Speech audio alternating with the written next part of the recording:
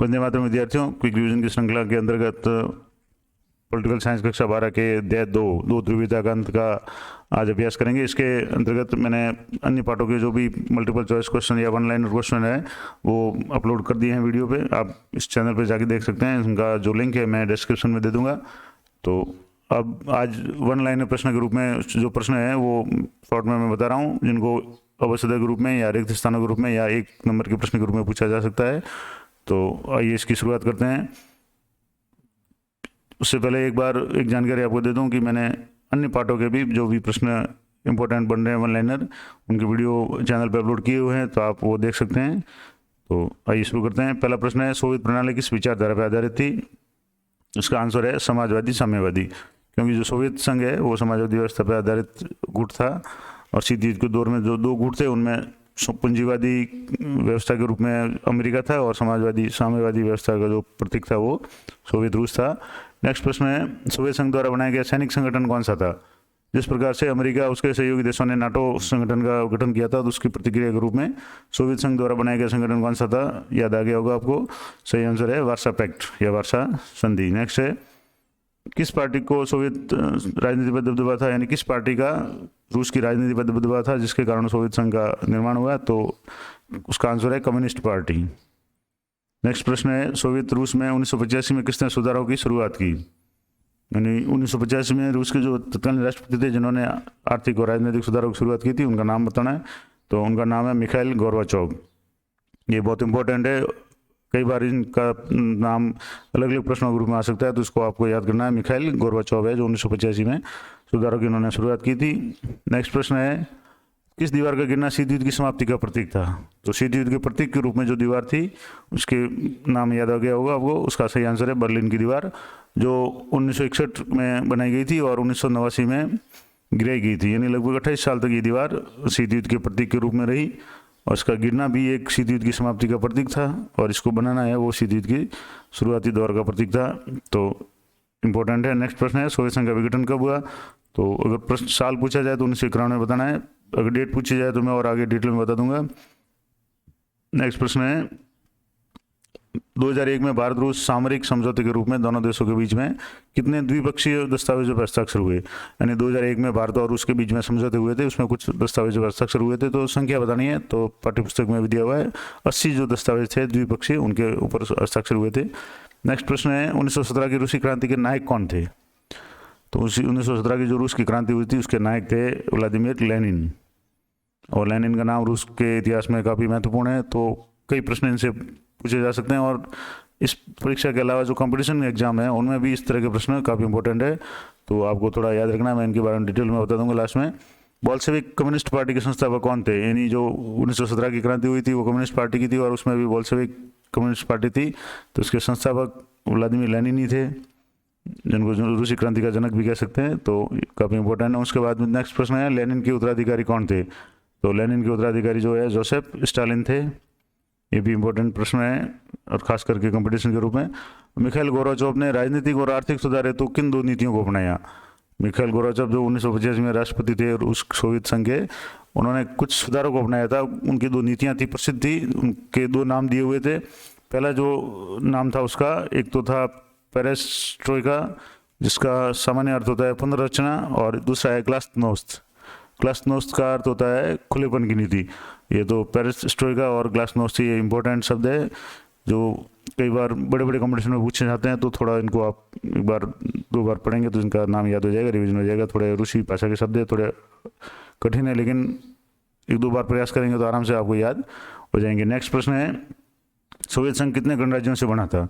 यानी संघ है, संघ का मतलब कुछ गणराज्य इसमें शामिल होंगे, तो सोवियत संघ है वो 15 गणराज्यों से मिलकर के बना था और 1917 की रूसी क्रांति के पश्चात ही सोवियत संघ का गठन हुआ था। नेक्स्ट प्रश्न है, सोवियत संघ का विघटन कब हुआ? तो जब गठन हुआ था 1917 में, तो विघटन भी हुआ था, तो वो जो कि शीत युद्ध की समाप्ति का प्रतीक माना जाता है, तो ये हुआ था 25 दिसंबर 1991 को। वैसे साल पहले भी आ चुका था, लेकिन मैंने कहा डिटेल में, तो 25 दिसंबर 1991 एक तारीख है जिसका हम कह सकते हैं इस तारीख को सोवियत संघ का विघटन हुआ था। उसके 15 जो गणराज्य थे उससे अलग हो गए थे। नेक्स्ट है, सोवियत संघ के विघटन के समय या सोवियत संघ के अंतिम राष्ट्रपति कौन थे? यानी सोवियत संघ का जो विघटन 1991 में हुआ था उस समय राष्ट्रपति कौन थे, या सोवियत संघ के अंतिम हो गए, क्योंकि उसके बाद के जो राष्ट्रपति थे वो सोवियत संघ के नहीं होकर के रूस के थे, क्योंकि रूस अलग हो चुका था। तो सोवियत संघ के अंतिम राष्ट्रपति के रूप में मिखाइल गोर्बाचोव थे, जिन्होंने आर्थिक सुधारों की जो नीति है, ये पेरेस्ट्रोइका और इन दो नाम आए थे दो, उनके जो प्रणेता थे मिखाइल गोर्बाचोव। ये इंपॉर्टेंट प्रश्न है। नेक्स्ट है, दूसरी दुनिया किसे कहा जाता है? तो पॉलिटिकल साइंस या अन्य विषयों में भी कई बार पूछा जाता है, पहली दुनिया के देश, दूसरी दुनिया के देश, तीसरी दुनिया के देश। तो थोड़ी सी जानकारी इसमें बता दूं।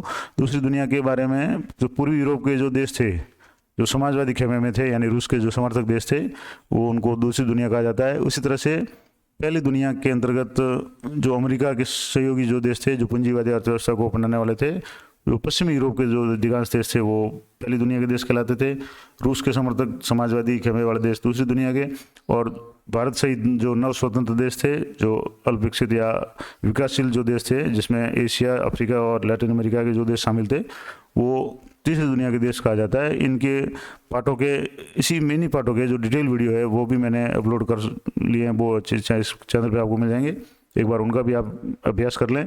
उनमें भी मैंने बहुत कम समय में 10 मिनट के अंदर अंदर सारे जो टॉपिक है इनको कवर किया है और अच्छी तरह से समझाया हुआ है। तो नेक्स्ट प्रश्न है, रूस के प्रथम राष्ट्रपति कौन थे? जैसे कि पहले आपने देखा कि सोवियत संघ के अंतिम राष्ट्रपति कौन थे, तो 1991 में सोवियत संघ का जब विघटन हो गया उसके बाद रूस बना, तो उस समय जो राष्ट्रपति कौन बने थे, तो उनका नाम है बोरिस येल्सिन।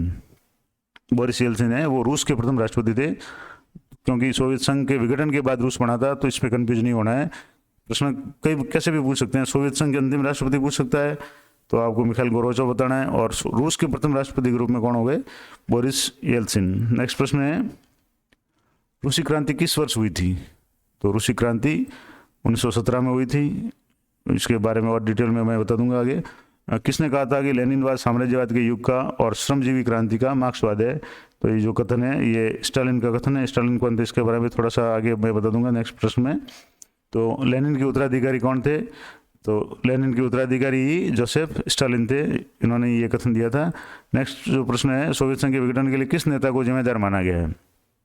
यानी जो सोवियत संघ के जो राष्ट्रपति थे तत्कालीन, जिनके कार्यकाल में इसका विघटन हुआ था 1991 में, तो उन्हीं को माना गया है। तो वो थे मिखाइल गोर्बाचोव, जिन्होंने ये पुनर्रचना और सुधारवाद की जो खुलेपन की नीति अपनाई थी, और उन्हीं को सोवियत संघ के विघटन के लिए जिम्मेदार माना गया है। नेक्स्ट जो प्रश्न है, ये प्रश्न नहीं होकर के मैं जानकारी दे रहा हूँ दो इंपॉर्टेंट चीज़ों के बारे में। पहला है व्लादिमीर लेनिन। तो ये लेनिन है, वो रूस में बोल्शेविक क्रांति के या पार्टी के जो संस्थापक थे, और 1917 की जो रूसी क्रांति थे उसके नायक थे, और सोवियत संघ के संस्थापक अध्यक्ष थे। यानी 1917 में सोवियत संघ का गठन हुआ था, 15 गणराज्य मिलकर के संघ बनाया था। जिस प्रकार के अमेरिका के नाम में आप देखते होंगे USA, United states of America, यानी संयुक्त राज्य अमेरिका।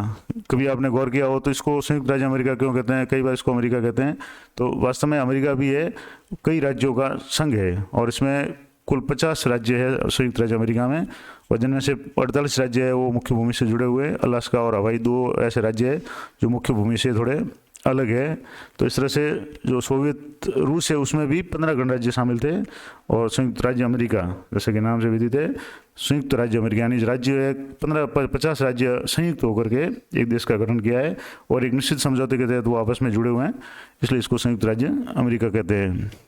नहीं, और एक और जानकारी मैं दे दूं संयुक्त राज्य अमेरिका की राजधानी के बारे में, वाशिंगटन DC। कई बार आपने नाम सुना होगा, वाशिंगटन लिखा होता है, उसके आगे DC लिखा होता है। तो इसका क्या कारण है? तो इसका एक जानकारी और मैं दे दूं कि DC का मतलब होता है डिस्ट्रिक्ट ऑफ कोलंबिया। जो सोवियत ये जो संयुक्त राज्य अमेरिका है, इसका जो वाशिंगटन, इसमें वाशिंगटन नाम के और भी कई शहर है, तो जो डिस्ट्रिक्ट ऑफ कोलंबिया DC है, कोलंबिया राज्य का जो डिस्ट्रिक्ट है या जो शहर है वो अमेरिका की राजधानी है, वाशिंगटन है, इसलिए इसको वाशिंगटन DC कहा जाता है। तो इसी तरह की जो रोचक और इम्पोर्टेंट जानकारी है वो मैं आगे कंपटीशन की तैयारी करने के लिए जो भी नेक्स्ट कंपटीशन आने वाला है उनकी वीडियो बनाऊंगा, मैं देता रहूँगा, तो आप इस चैनल से जुड़े रहें। नेक्स्ट जो प्रश्न है, सोवियत संघ के विघटन के पश्चात स्वतंत्र हुए 15 गणराज्यों के नाम बताने हैं। तो जैसे कि मैंने बताया 1917 में इसका सोवियत संघ का गठन हुआ था, तो उसमें 15 जो गणराज्य उसमें शामिल थे, और 1991 दिसंबर में जब इसका विघटन हुआ तो उससे 15 जो गणराज्य वो अलग हो गए थे, जिनमें जो मुख्य रूप से पहला जो गणराज्य था वो रूसी संघ था, जिसको अपन वर्तमान में रूस बोलते हैं। जिसका कि अभी इसके जो अलग हुए गणराज्य यूक्रेन के साथ में संघर्ष चल रहा है, आप न्यूज़ वगैरह में पढ़ रहे होंगे।